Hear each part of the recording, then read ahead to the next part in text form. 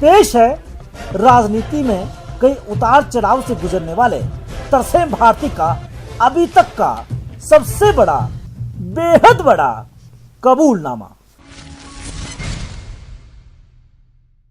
हमेशा प्रशासन के साथ चलने वाला, प्रशासन के साथ कदम से कदम मिलाने वाला तरसेम भारती, ऐसा क्या हुआ कि अचानक सरकार और प्रशासन के खिलाफ खड़ा हुआ? काफ़ी साल पहले की बात है। हमारे हिमाचल प्रदेश के कांगड़ा जिला से एक व्यक्ति जिसका नाम बचित्र सिंह था, वो सऊदी अरब में काम करता था और वहाँ पर दुर्घटना में उसकी मृत्यु हो गई और उसकी जो डेड बॉडी थी वो इंडिया 3 महीने तक नहीं आ पाई।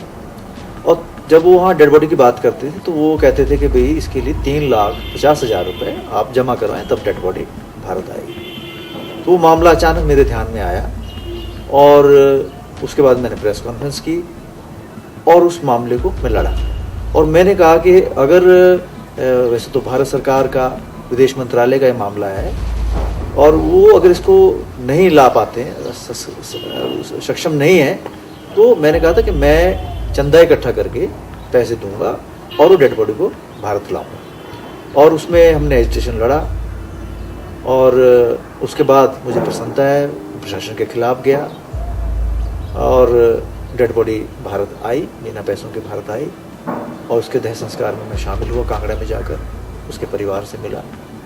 तो वो एक मेरी लाइफ में ऐसा समय आया जब मुझे प्रशासन के खिलाफ खड़ा होना पड़ा। बल्कि सोनिया गांधी जी का दौरा था कांगड़ा का, तो मैंने कहा कि हम उनका घेराव करेंगे और उसके तुरंत बाद एकदम प्रशासन जो है वो एक्टिव हुआ। एक तहसीलदार की ड्यूटी लगाई गई और सऊदी अरब से डेड बॉडी हिमाचल प्रदेश भारत पहुंच गई। नगर निगम खफा है आपसे, ग्रीन टैक्स को खत्म करवाने के लिए भी पर्दे के पीछे ही सही तरसेम भारती की एक बड़ी भूमिका रही है। क्या अपने व्यूअर्स के लिए मैं जान पाऊंगा कि कैसे आया आपके दिमाग में कि ये चीजें परेशानी वाला सबक बनेगा? देखिए, ऐसा था ग्रीन टैक्स का, हाँ बिल्कुल, ये मामला माननीय उच्च न्यायालय के माध्यम से मैंने लड़ा और उसमें जो ग्रीन टैक्स था वो शहर की जितनी एंट्रेंस पॉइंट है वहाँ सब जगह ग्रीन टैक्स लगाया गया। और ग्रीन टैक्स का मतलब होता है कि उससे जो आमदनी हो उससे आप शिमला के विकास के लिए, ग्रीन रखने के लिए आप काम करें। तो पहले तो ये जो नगर निगम शिमला था, ये वहाँ से जो पैसा इकट्ठा होता था उसको कर्मचारी की तनख्वाह में खर्च करते थे।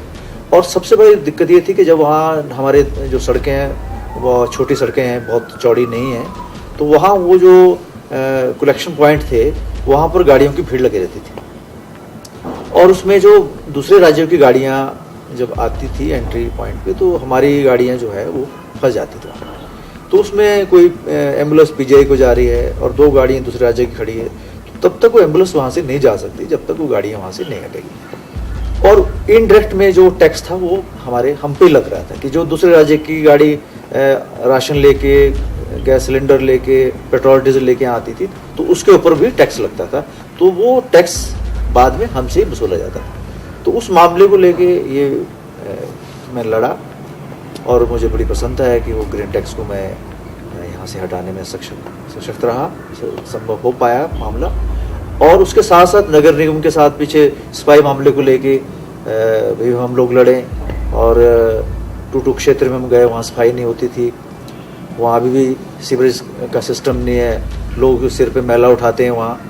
तो उस वक्त उस मामले को लेकर भी मैं नगर निगम से मेरा झगड़ा रहा कि मैं वहाँ से सारा, पहले मैंने वहाँ सफाई कैंप लगाया, सफाई कैंप लगा फिर हमने कूड़ा इकट्ठा किया और कूड़ा इकट्ठा करके मैं नगर निगम के जो कमिश्नर हैं उनके दफ्तर के बाहर मैंने रख दिया। उसके बाद मुझ पर मामला भी दर्ज हुआ और वो बाद में फाइन वगैरह भी हुआ। तो एक प्रोटेस्ट करने का मेरा तरीका। और शिमला शहर में जब पीने के पानी में 250 लोगों को जब पीलिया हुआ तब भी मैं उच्च न्यायालय के माध्यम से लड़ा और उसके बाद जो है आज पीने के पानी का रोज सैंपल भरा जाता है। तो उस वक्त भी जो मिनरल वाटर की बोतलें मैं कमिश्नर को भेंट करके अपने लोगों के साथ जाके भेंट करके आया प्रोटेस्ट के तौर पे, तो गांधीगिरी जिसको कह सकते हैं, उस वक्त मैं वहाँ गया और वो भी एक मामला मैंने नगर निगम के साथ लड़ा। तो नगर निगम के साथ जो भी मामले हैं। सामाजिक सेवा की बात हो गई, बात करते हैं खुल के सामने आने की। क्या नशाखोरों, चरस माफियाओं, शराब माफियाओं के खिलाफ तरसेम भारती या फिर तरसेम भारती की टीम कुछ नया सोच रही है जिससे युवाओं को बचाया जा सके? बिल्कुल, हम इसके बारे में हमने चिंतन किया और विजय फोरम के माध्यम से आने वाले दिनों के अंदर आप देखेंगे कि संगीत के माध्यम से और जो हमारे लोग हैं उनके माध्यम से हम लोग ऐसा अभियान लाने वाले हैं ताकि जो नशाखोरी है और जहाँ जहाँ नशा के अड्डे हैं, जहाँ पर लोग गैरकानूनी तौर पे नशा बेचते हैं, उसके लिए हम अभियान जारी करने वाले हैं और उसमें कानून के दायरे में रहते हुए पुलिस प्रशासन और जनता के सहयोग से हम एक आंदोलन हिमाचल प्रदेश में जल्दी ही खड़ा करना चाह रहे हैं ताकि नशाबंदी को रोका जा सके। और मुझे प्रसन्नता है कि हमारे यहाँ पर नशा की जो दर है नशाखोरी की वो काफ़ी कम है, और फिर भी हम चाहते हैं कि इसका उन्मूलन किया जाए और कोई भी आदमी हमारा ऐसा ना हो जो नशे के गर्त में फंसे और अपने स्वास्थ्य का नुकसान करे, देश का प्रदेश का नुकसान करे। चार दीवारी के अंदर महिलाओं का शोषण होना, उनके ऊपर अत्याचार होना, दहेज के लिए उनका मारा जाना, क्या जो महिलाएं सामाजिक शोषण का शिकार हो रही है उनको उससे बाहर निकालने के लिए, उनको जस्टिस दिलाने के लिए आपका विजय फोरम कुछ कर रहा है?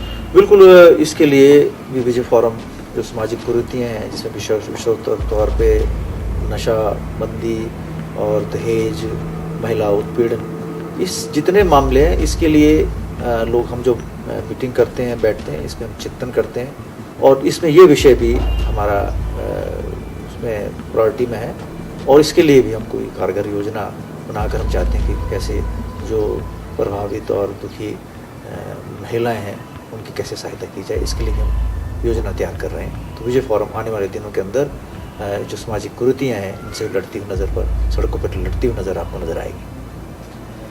कुछ साहित्यों में आपके पढ़ पाया हूँ, हर अल्फाज के नीचे एक आम आदमी की आहट नजर आती है। अल्फाज भी ऐसे कि जिसमें कि किसी न किसी रूप से हम एक आम आदमी को पढ़ पा रहे हैं, एक आम आदमी को आप समझ पा रहे हैं। इसके पीछे सोच क्या रही? जो मेरा साहित्य है, जो मैंने कविता, कहानी, नाटक, उपन्यास लिखा, आम आदमी उसका पात्र है। मेरी किताब रंगों का इतिहास, जिसे हिमाचल प्रदेश भाषा कला संस्कृति अकेडमी से राज्य पुरस्कार प्राप्त हुआ, नेल्सन मंडेला से प्रभावित होकर मैंने लिखी। काश रंग नहीं होते, भेद जन्म नहीं लेता।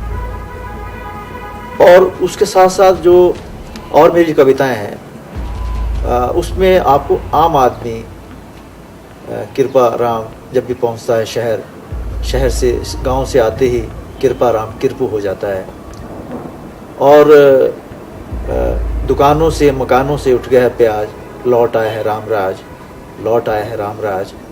अब लक्ष्मण मूर्छित होने पर संजीवनी नहीं प्याज लाया जाएगा, खाया नहीं केवल सुंघाया जाएगा। तो व्यंग भी मैंने बहुत से लिखे। तो मेरी कविता साहित्य में आम आदमी बचपन से लेकर आज तक जीवित रहा है। धन बहादुर मेरा पात्र रहा है उसके अंदर।